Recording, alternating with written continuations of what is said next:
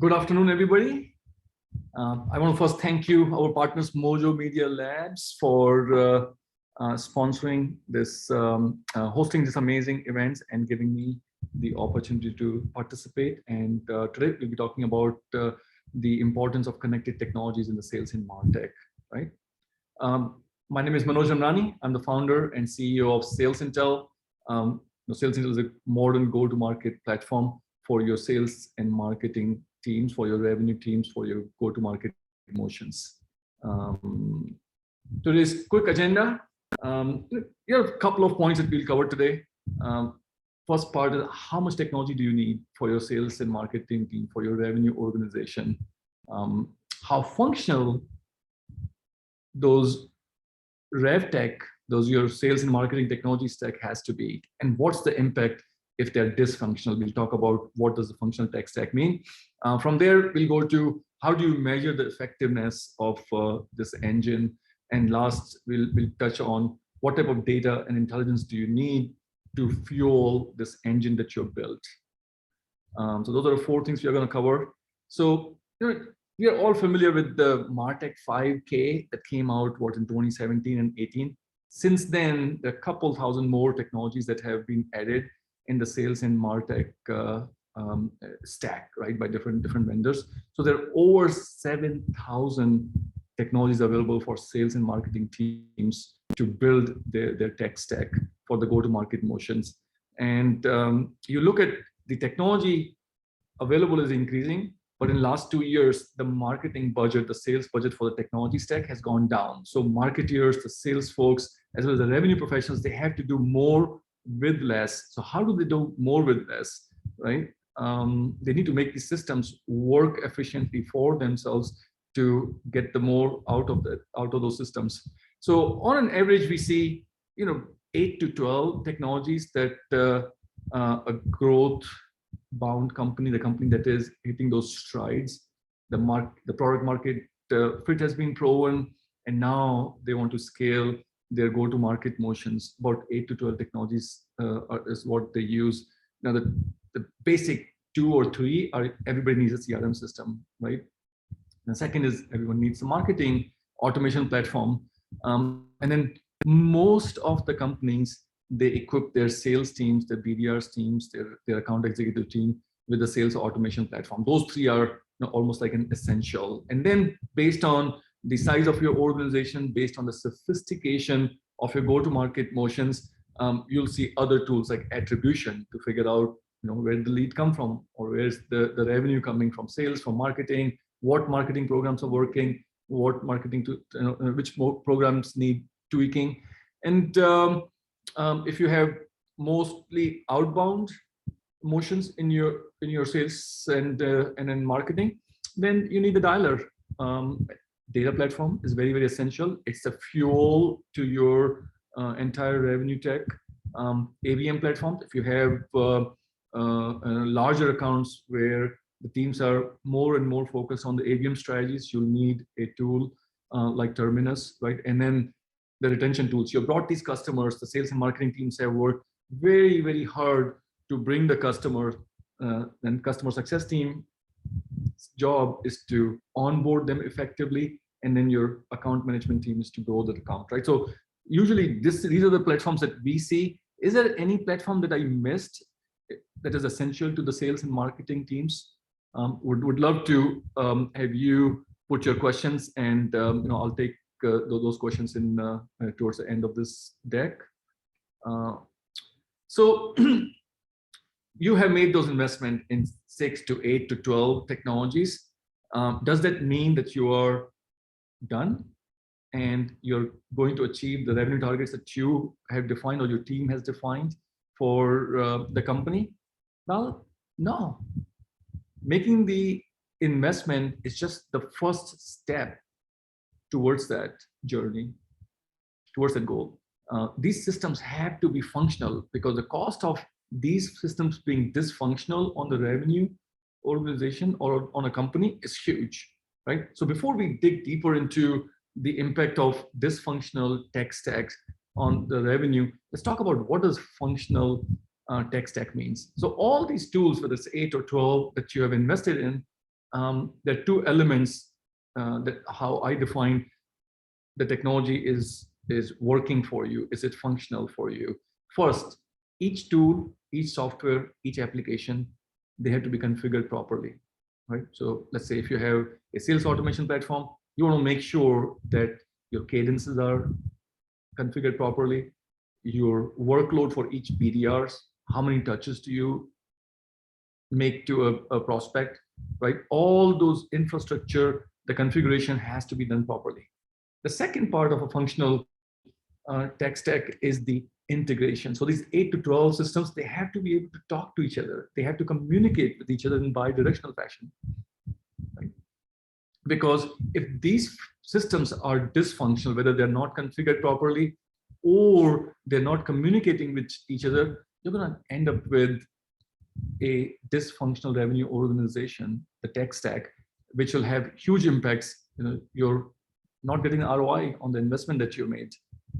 Your departments are overlapping in their outreach, right? Imagine 2 BDRs going after the same account, or a BDR and AE going after the same account on the same day with the slightly different message, right? Or the marketing and your BDR and the AE all sending the messages to a customer on the same day, right? Which leaves your customers or the prospects with a very bad taste, very poor buyer's experience. Tool adoption, right? We have all seen this.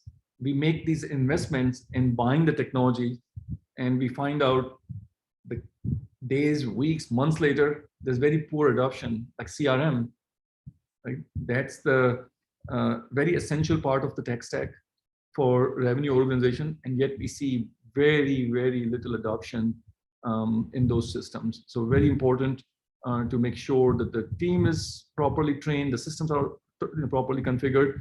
And last but not least, but is your data within those systems. These systems are, think of this as engine. They need the right fuel to operate efficiently, right? You have accounts that are duplicates, or you have contacts that is duplicate. So all these are the impacts of having these systems not properly configured or not talking to each other, right? So we talked about the dysfunctional system. Let's talk about the investment that you have made in your systems. How do you get the most out of them, right? That you configure those systems effectively. You make sure that they're talking to each other. There's a pure, better integration. There's a proper integration in those systems. But it all starts with what are the steps that you need to take to make sure that your investment is working for you.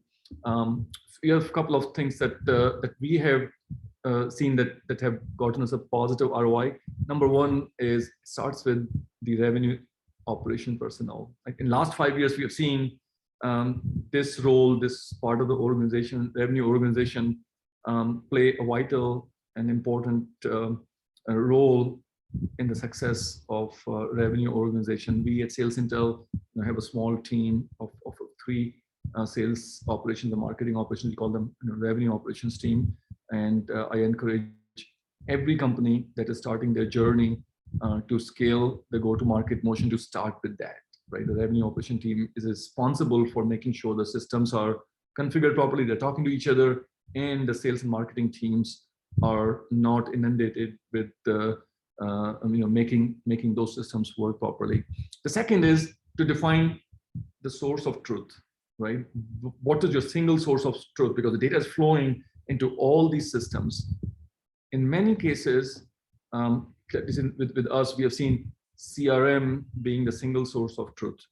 Your CRM is where all the accounts data is centralized. The CRM is the system that is bi-directionally syncing with all the other systems. There could be other systems, the 2 other systems that are synchronizing in a bi-directional way, but CRM is your single source of truth in many cases. If that's not the case, define it. As the organization gets much larger, we have seen large enterprises, they have data warehouse where they pull data from all these systems. They have 20, 25 plus different systems. They pull the data at one system and then find the analytics, which we'll talk about briefly. The next point is synchronization between these platforms. And the value of synchronization of these platforms is so that your sellers who are in a system can get the full view of what's happening with the prospect. So let's take an example. You have an account in your CRM system, and you have a marketing team that's targeting that account at the different stages of their buyer's journey. You have a BDR who's communicating, and you may have an AE. In many organizations, BDRs and AEs, they pair up and they target different parts of the organization, right? If these systems are all configured properly and they're communicating, they're synchronizing with each other, now a seller sitting in the CRM system can see what programs has marketing sent out in those accounts, right? And what has been the engagement within those accounts, right? What has been the engagement on what type of content by the target account, right? And based on that, they can appropriately tailor their message, customize their message, and have an effective outreach to the prospect, right? So the next part of getting the most out of your technology is aligning everyone within your organization as to what matters the most, right? And for that, we'll talk next about having a alignment a framework, right? Having a dashboard, having a reporting framework. So what are some of the key components of putting the reporting structure, the reporting framework in place? We'll talk about it. So far we talked about, all this technology options available for us. We picked the top ones that you made the investment in the top one that you like or are appropriate for your organization. We talked about how to configure them and make sure they talk to each other. Now that these systems are configured properly and are integrated in a bi-directional way, you want to make sure you have a dashboard available to see how they're functioning so that you can make those tweaks in the programs, right? So reporting, what are some of the key components to make sure that you build just enough reporting that matters to your organization? They give you the insights to your sales and marketing program so that you can make the right decisions. It starts with data, right? You want to make sure that the data is standardized, data is clean within those systems, because the last thing you want to do is run the reports when you have USA, US, and United States as 3 different countries, right? Your reports are going to be all over the place. The next point, once you have your data standardized as well as data clean, where you don't have the duplicate accounts, so somebody's working on IBM and the other rep is working on IBM Core, right? You need to align everybody on what matters the most, right? And in this case, I always say less is more. You don't want reports flying. You don't want 3 dozen different reports.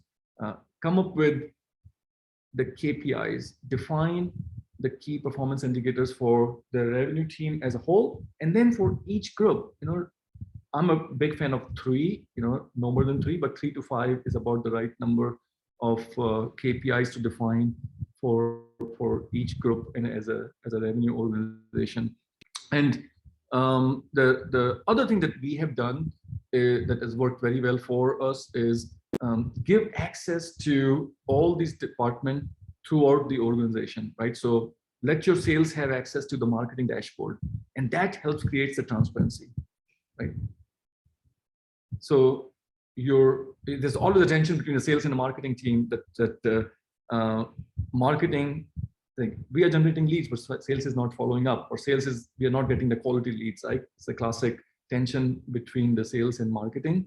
But when you give access to these dashboards across the organization, you find the transparency to build the trust between those teams. And the last is, these dashboards are never done, these reportings are never done. You keep iterating on these reports. Have the 1.0 version, 2 things, less is more. So define few KPIs, develop a report. And then second is get the first version of these reports out there so that you can start to see the insights and tweak. And reporting is all about, revenue organizations is all about get better, get the insights and make smarter decision, keep iterating on it and get more efficient. Okay, so now you have invested in the technology, you have integrated them well, you have made sure that you have the reporting infrastructure, you have the dashboard ready, the right KPIs that you want to measure. The next thing is, how do you actually make this engine run, right? So you have built this engine, you also build the dashboards. Now, how do you make this engine run? You need the fuel for this to deliver the ultimate revenue, right? For in this from the revenue organization. So for that, you need the fuel. And what's fuel for the system? It's the data. It's the data. It's the intelligence that you need to fill the funnel to generate the leads that convert into demo, that convert into revenue for your organization, right?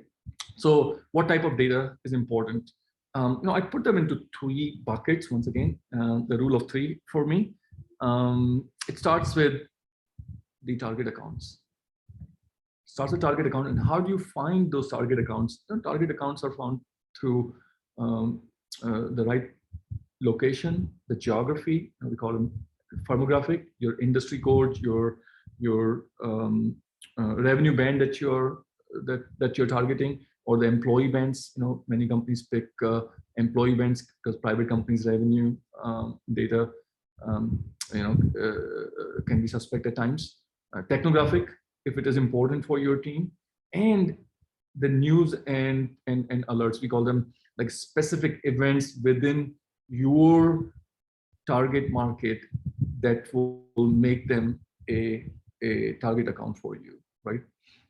So based on the technographic, the firmographic, and the news and significant alerts or the event types, you find what's the accounts, who are the accounts that you should be targeting. And if your market is huge, like in our case, it's a huge target market, you have to put a scoring model on top of it so that you can take this huge amount of accounts that are within your target market and prioritize them based on an account, based on the account scoring, based on the criteria that you have defined is higher, that makes an account of much higher score than the others. So that's the first component. Define your companies, the accounts that you want to go after. The second is the buyer's intent data. So in last 3-4 years, we have seen intent data being the favorite type of tool for the marketeers, for the sales organizations. And I always caution the revenue leaders about the intent data. Yes, don't treat intent data as your sales qualified lead. Don't even treat them as a marketing qualified lead, because you're gonna be disappointing yourself and your team members if you treat them such. But they're very important signals, right? That's what they are. They're very important signals to take this account data that you have identified and scored and put this layer of intelligence on top of this account data to help prioritize it further, to say, okay, these are the accounts, these are the prospects that are in the market, they're looking for a solution of our type. Let's go to them with the appropriate message, right? So once you have these accounts that are prioritized based on your account scoring as well as the intent data, the next thing is to reach, because at the end of the day, there's somebody within that organization, within your prospect, that's going to make the decisions. It boils down to people making the decision. So the last mile is who within that organization is your ideal persona that's going to make the buying decision, or the one person doesn't make the decision. We all read and have experienced that is 6.4 to 9.2 individuals involved in any B2B buying decision. So you build your buying persona, right? Your buying cycle, the buying circles, and the last mile is you need, based on the job title, department level, you need this buying circle. You need the last mile of reaching them. You need their emails so that you can reach them effectively through your email programs. You need their phone so that your BDRs can reach out to them. So those are the 3 components that you need. You need the right accounts, you need the right signals to prioritize those accounts, and you need the last mile of contact data to reach your prospects effectively. Once you've done that, now you have your engine, right? You've built the right technology, it's configured and tuned properly, it has the right fuel, right?